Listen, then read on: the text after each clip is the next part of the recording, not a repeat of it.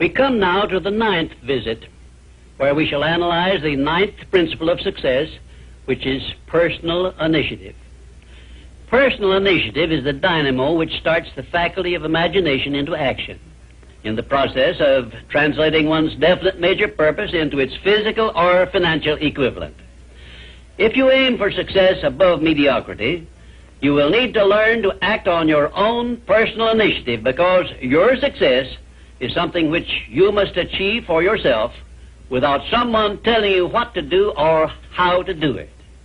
Incidentally, Cyrus H.K. Curtis, the former owner of the Saturday Evening Post, and one of my collaborators in organizing the Science of Success philosophy, was responsible for a motto on personal initiative of such great importance that I want you to have it. Said he, "There are two kinds of men who never amount to much: those who cannot do as they are told, and those who can do nothing else." Of course, Mr. Curtis's implication is very clear. He implied that those who amount to something worthwhile in life are those who move on their own personal initiative without being told what to do or why they should do it. The men who stand out in the minds of the public as the greatest successes from the days of George Washington on to the present are those who chose their own occupation, business, or profession, and moved on their own personal initiative in achieving their purpose. And those who are getting ahead most rapidly today, no matter in what position they began, are those who promote themselves to a higher place in life by acting on their own personal initiative. The habit of personal initiative not only inspires one to move on his own responsibility, but it also influences him to carry through until he completes that which he undertakes in a manner pleasing to all concerned, because he knows that a winner never quits and a quitter never wins. And right here is an appropriate place to say something I perhaps should have said before, namely, that a big success is made up of a great number of little circumstances, each of which is so small and seemingly insignificant that most people pass it by as not worthy of notice.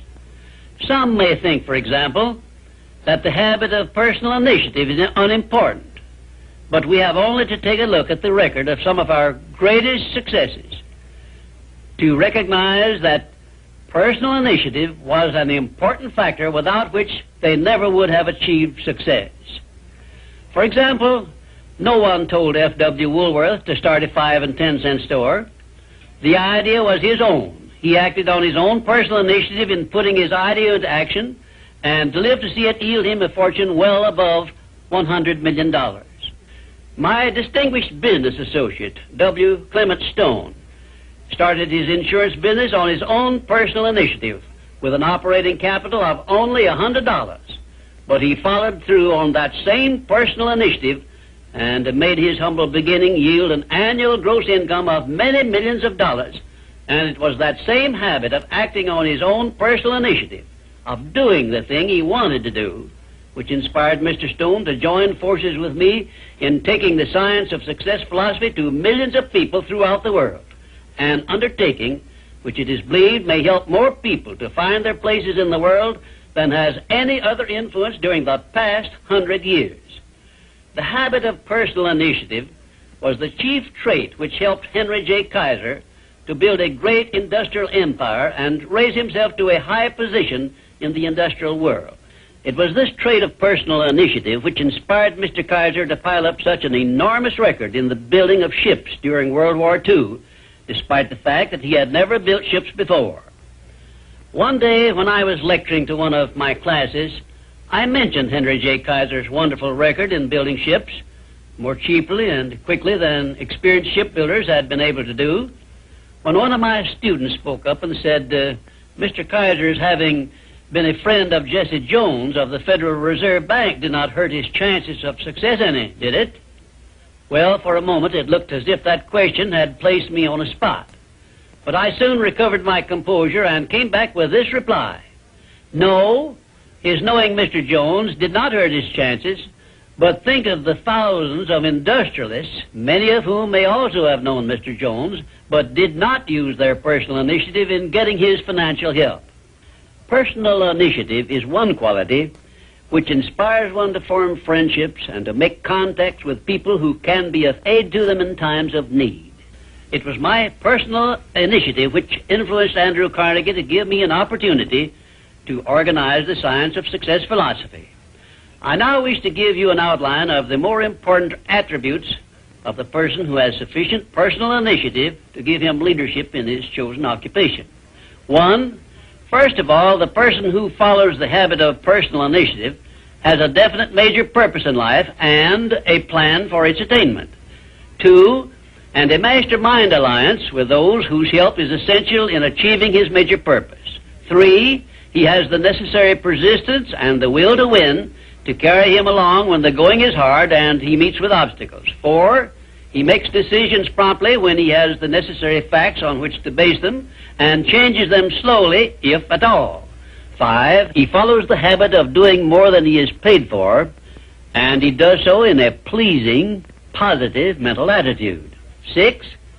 He accepts full responsibility for everything he undertakes and never passes the buck when things go wrong. 7. He can take friendly criticism without resentment because he has learned to profit by it. 8. He knows what the 9 basic motives are which inspire all human endeavors and never requests anyone to do anything for him without giving that person an adequate motive for doing so. 9. He never expresses an opinion about anything unless he has thought the subject through and is prepared to state how he came by his opinion. 10.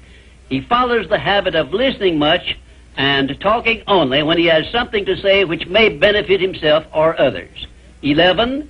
He has a well-developed sense of observation of small details and knows his job from the smallest detail to the greatest. 12. He never tells anyone to do anything without suggesting why it should be done and how it may be done best. 13. He follows the habit of concentrating his full attention on one thing at a time. 14. His mental attitude is positive at all times when he is in communication with other people. 15. If you ask him a question, he will give you a direct answer, even if he has to tell you he does not know the correct answer. 16. Last, but perhaps most important of all, he never puts off until tomorrow that which should have been done last week, because he knows that the habit of procrastination is near the top of the list of the causes of failure. If you can rate OK on each of these 16 traits of personal initiative, you are a leader in your field of endeavor. When you come to examine yourself on the subject of personal initiative, just remember that your success or your failure depends very largely on the action you take in connection with your occupation. No one will tell you what you should do. No one will tell you what not to do.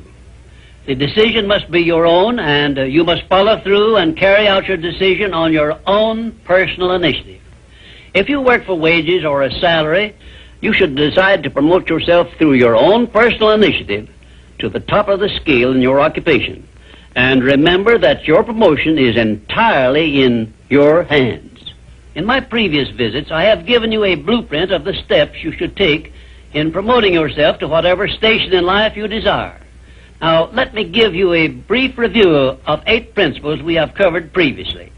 1. Definiteness of purpose. By now you should know what you want most from life, and you should have a plan for getting it. Here is the most important circumstance of your whole life where you must move on your own personal initiative because no one else can tell you what you should want most. 2. The mastermind principle. If you have not already formed a friendly alliance with those who can help you in attaining your major purpose in life, you should move on your own personal initiative and form this alliance at once. 3. Going the extra mile. This is a must if your major purpose is anything above mediocrity. 4. Applied faith. This is the principle which gives you power in carrying out your definite major purpose and all minor purposes. 5. A pleasing personality is an asset of priceless value, and it too is something you must acquire through your personal initiative. 6. Self-discipline. The 6th principle of success is also something you acquire through your personal initiative. 7. A positive mental attitude, which is the most important of the 12 great riches of life, is also the product of your own personal initiative. 8. Enthusiasm is a state of mind which only you can generate through your personal initiative. You see, therefore, that personal initiative enters into every one of the success principles. And now, until our next visit, may I remind you that there are two types of people who never amount to anything. Those who will not do what they are told, and those who will do nothing else.